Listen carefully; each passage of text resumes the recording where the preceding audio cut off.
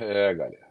Mais um pós-jogo, um jogo de horror, né? O Fluminense, infelizmente, depois das 4 vitórias magras, voltou aí a fazer resultados, né, ruins, jogos ruins, né? A gente sabe que o time hoje estava desfalcado, havia muito, muito desfalque mesmo, inclusive a ausência do Ganso e do Arias, mas o Corinthians também é horrível, né? A meu ver, o Corinthians é horrível também. Em um jogo de baixíssimo nível técnico, baixíssima qualidade, e aí você realmente fica difícil, né? Fica difícil você motivar o torcedor, dar confiança para o torcedor do Fluminense nessa sequência do Campeonato Brasileiro e na Libertadores, né? Esse time do Fluminense aí, tudo bem, tá sem o Arias e sem o Ganso, mas eles estavam jogando até, jogaram contra o Vasco. É um time que não acontece, muito ruim. É diferente do anterior, porque era um jogo de toqueira e esse era totalmente morto, esse a gente não tinha chance de nada, esse era derrota 100% certo, mas esse jogo agora que o Fluminense está praticando tá muito difícil, cara. Tá muito difícil, o jogo é muito feio, o jogo é desestimulante para o torcedor, é desanimador, né? O torcedor do Maracanã, você vê o semblante dos torcedores do Fluminense, é de extremo desespero, né? E sempre as pessoas vão com esperança, criança, família, e você não vê nada diferente que possa estimular o torcedor do Fluminense, né? Eu, quando vi a escalação do Fluminense hoje, quando eu recebi a escalação lá no pré-jogo, eu me animei. Eu me animei e falei, bom, dentro do que a gente tem, né, foi uma escalação interessante, né? Botou o Fábio, o Xavier, o Thiago Silva e o Ignacio, que todo mundo pedindo o Ignacio, e o Esquerdinha, que todo mundo pedia há muito tempo o Esquerdinha. Esquerdinha jogou, foi mal contra o Grêmio, mas é um jogador da base, todo mundo pede jogadores da base do Fluminense, mais jovens, com mais energia, e todo mundo pedia o Esquerdinha. Então veio o Esquerdinha. Aí vem o André, vem o Bernal, que foi contratado a peso de ouro, e o Alexander, e o Lima. Ou seja, o Alexander, que é um jogador que sempre está aí jogando, titular, muitas vezes, enfim, na ausência de outros. O Lima entra também, né? Porque não tinha nem o que botar outra opção. E o Cauã Elias na frente, né? E o Isaac. Né? Então eu achei a escalação do Fluminense, dentro do que a gente tinha de contexto, eu achei legal. Eu achei boa a escalação, né? A gente tinha aí o Isaac, o Cauã Elias, o Esquerdinha, o Alexander, jogadores jovens, jogadores com vitalidade, com energia, né? Dentro dos jogadores que tinha, com a ausência do Arias, né? A ausência do Cano, quer dizer, aí todos, né? Aí vem Cano, vem todo mundo. A ausência do Arias e do Ganso era o que podia ser de melhor, interessante. Só que o time, dentro de campo, não consegue fazer gol. O time não sabe chutar gol, o time não sabe penetrar na área, o time é uma coisa impressionante. É difícil. E assim, cara, dependendo do que eu falo aqui, destrói todo torcedor em relação à motivação para a sequência que nos faltam ainda 16 jogos e a Libertadores. Dependendo do que eu falo aqui, o torcedor brocha de vez, fica sem esperança, não cria nada e entrega os pontos e não vai ao jogo. Então a gente tem que ter muito cuidado aqui como falar isso para poder não brochar todo mundo de vez, porque realmente, né, é muito difícil, muito difícil. O Fluminense é de uma inoperância na frente impressionante. Ele não tem finalização, não tem ataque, não tem chute, não tem nada. Teve a cabeçada do Cauê Elias, que foi o grande lance da partida. Foi a grande possibilidade do Fluminense fazer o gol, foi a cabeçada no final do primeiro tempo. O Cauê Elias cabeceou e o Hugo fez uma defesa incrível. Foi a chance do Fluminense. Fora isso, seja de um lado, seja de outro, chute bagre, chute ruim, chute feio, chute sem expressão, sem força. O Corinthians é muito fraco. O Corinthians tem a Gaviões, que veio, a torcida veio forte, né? Encheu o espaço dela, sempre empurrando o time. O Corinthians tem camisa, mas na prática o time do Corinthians é fraquíssimo. Era um adversário de 6 pontos que a gente tinha que fazer os 3 pontos em cima deles. Jogando em casa, perdemos lá de 3-0. Eles não tinham até então feito gol em ninguém, não tinha ganho de ninguém, ganharam do Fluminense 3-0. O Fluminense esse ano está uma tragédia, uma catástrofe o Fluminense Futebol Clube no ano de 2024. É assim, um show de horrores. Não consigo ver nada salutar. A esperança é não cair. Eu não consigo ver nada além disso. Na própria Libertadores, jogando esse futebol aí que não faz gol, que não chuta gol, como é que vai fazer 2 gols no Grêmio? Difícil, né? Não vai fazer 2 gols no Grêmio. Pode fazer um? Pode fazer 2 gols? É um milagre. Milagre existe para isso. Nas mãos de Deus, que nem foi contra o Inter no passado. O Fluminense está na base das mãos de Deus. Se Deus esse ano não der as mãos aí pro Fluminense, a coisa tá difícil. difícil, cara. Tá muito difícil. Muito difícil. Porque na prática, em campo, é uma coisa horrorosa. Mas a verdade é que o Fluminense não traz nenhuma expectativa e esperança pro torcedor do Fluminense. O torcedor tem a tendência de chegar no Maracanã sonhando, pô, vem as crianças, vem falar, e pô, vamos ganhar, e vai ser vitória Fluminense, vai ser 2-0, vai ser 3-0. Mas a verdade é que o Fluminense não inspira nenhuma confiança pro seu torcedor. É um troço horroroso. É um troço, assim, tenebroso. Mesmo nas vitórias de 1-0, que foi legal, a do Palmeiras foi fantástica, mas é tudo muito apertado, muito difícil. O jogo contra o Cabral horroroso. Quando o Bahia é um pouquinho melhor, já melhorou, poderíamos ter ganho até demais. Palmeiras, né? Mas muito difícil, muito difícil. Para vocês terem uma ideia, o Fluminense jogou no dia 21/7. Ganhou do Cuiabá de 1-0. Aí jogou contra o Palmeiras, ganhou de 1-0. 2 jogos. Jogou contra o Bragantino, ganhou de 1-0. Jogo fora, jogo difícil. Ganhou de 1-0. Depois foi ganhou de 1-0 do Bahia. 4 jogos, 4 gols. Nenhum gol tomado.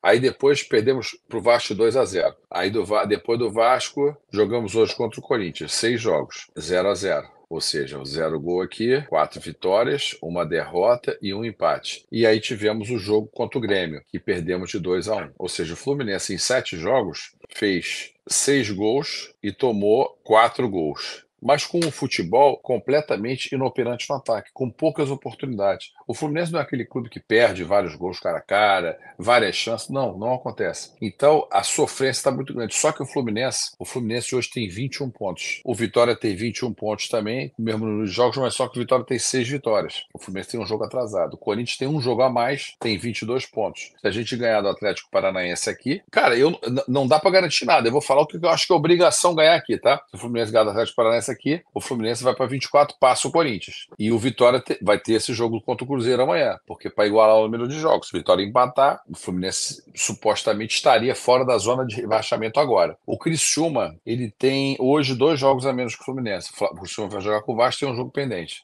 O Grêmio tem um jogo a menos que o Fluminense, está com 24, que é a região que está a bagunça ali. E o Juventude, que tem 21 jogos, um jogo a menos com 25. Vai jogar amanhã contra o Atlético Paranaense na Arena. A gente vai lutar isso aí até o final do campeonato. O Fluminense não vai sair disso aí de uma hora para outra. Eu vou ser muito franco no que eu acho que vai ser, assim, não dá para cravar nada, mas o que é a tendência de acontecer com o Fluminense, pelo nível que o Fluminense vem jogando, ruim, e eu vou dar a minha visão também sobre isso. Mas vamos primeiro, para a gente avaliar isso aqui, vamos primeiro tentar finalizar esse jogo aqui. Vamos finalizar esse jogo horroroso, que é até difícil falar. O Fábio não fedeu nem cheirou. Xavier tentando ali pela direita, com uma dificuldade incrível para a bola sair, não sai cruzamento, é uma toqueira de bola tentando driblar. Graças a Deus, tudo lá na frente. Acabou aquela coisa lá com o Fábio. O toque de bola é lá na frente. Então o Xavier também não fez a diferença, o Thiago Silva também não fez diferença nem para mais nem para menos, o Ignacio acho que jogou bem, e o Esquerdinha hoje foi mal. Mas não adianta a torcida atacar o Esquerdinha, porque quando o jogador da base não joga, a torcida reclama que o Fluminense não usa a base. Quando usa a base, reclama porque a base é bagre. Tem que definir o que quer fazer, o que vai fazer. Bota o Esquerdinha porque a base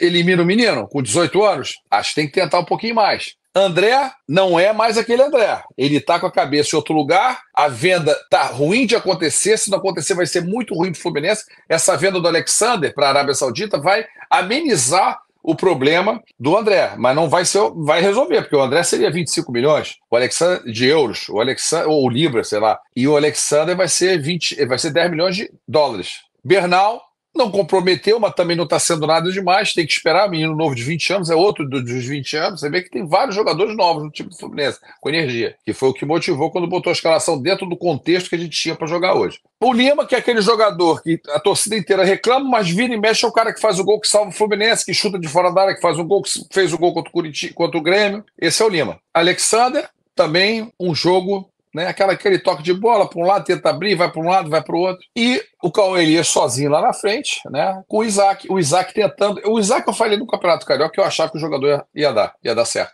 E acho que é um jogador que vai dar certo. Eu acho que é um jogador que busca jogo, dribla, é um jogador agudo. Ele tem uma última bola ruim, mas isso aí pode melhorar. Então tem que apostar no Isaac. Acho, inclusive, que não deveria ter tirado o Isaac para botar o Keno. Achei um erro, porque o Keno é um bagre de primeira linha. A gente sabe, enfim, tem gente que de repente gosta. Eu não gosto do Keno. Então você vê, o time titular é esse. Tentativa, a única bola, até pior do que a do Lima, cara. Até mais forte que a do Lima, porque a defesa do Hugo foi incrível. Depois vocês vejam aí na televisão, no Globo Esporte, ele fez uma defesa muito boa, a defesa do Hugo na cabeçada do Cauã Elias, que poderia ter sido o gol do Fluminense.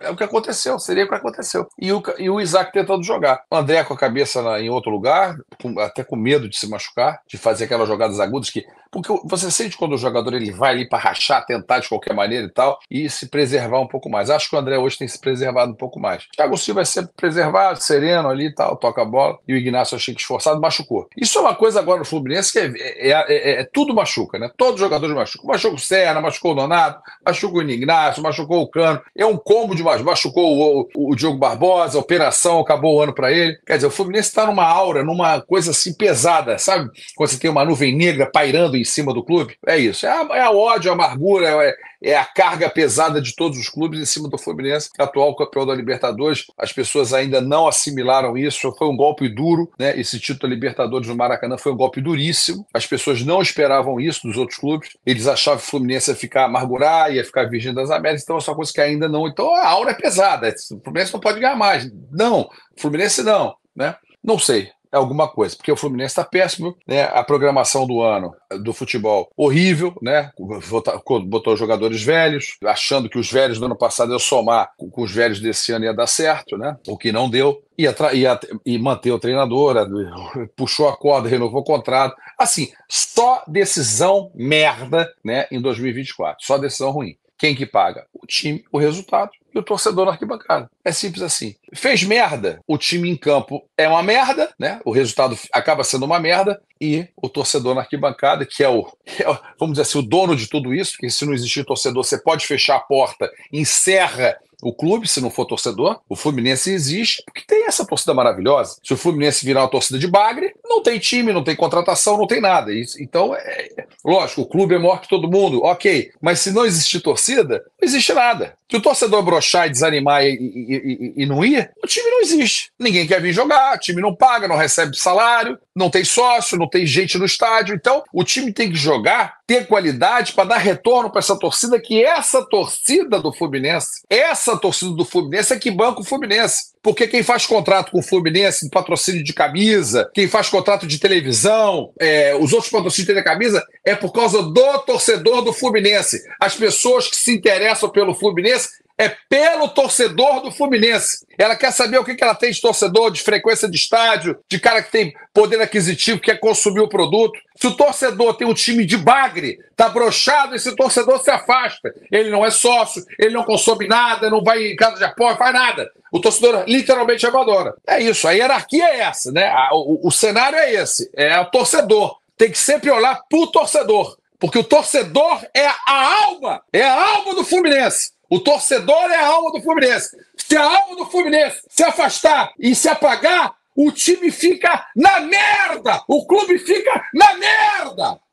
É aí que fica o clube. Então tem que dar um jeito de resolver para o torcedor continuar aceso, indo, consumindo, gritando, torcendo, apaixonado. Porque se o torcedor broxar, o clube morre. O clube morre! E é essa tensão que tem que se ter. É o torcedor. Porque se não funcionar o Fluminense, o torcedor não aguenta! Queria fazer um pedido a você que chegou ao final desse vídeo. Se você gostou do conteúdo do meu canal, do conteúdo desse vídeo, e puder me dar essa moral se inscrevendo no canal, ativando notificação, deixando o like, indicando para amigos, eu vou ficar muito honrado e muito agradecido pelo carinho. Tá legal? Muito obrigado e até o próximo vídeo.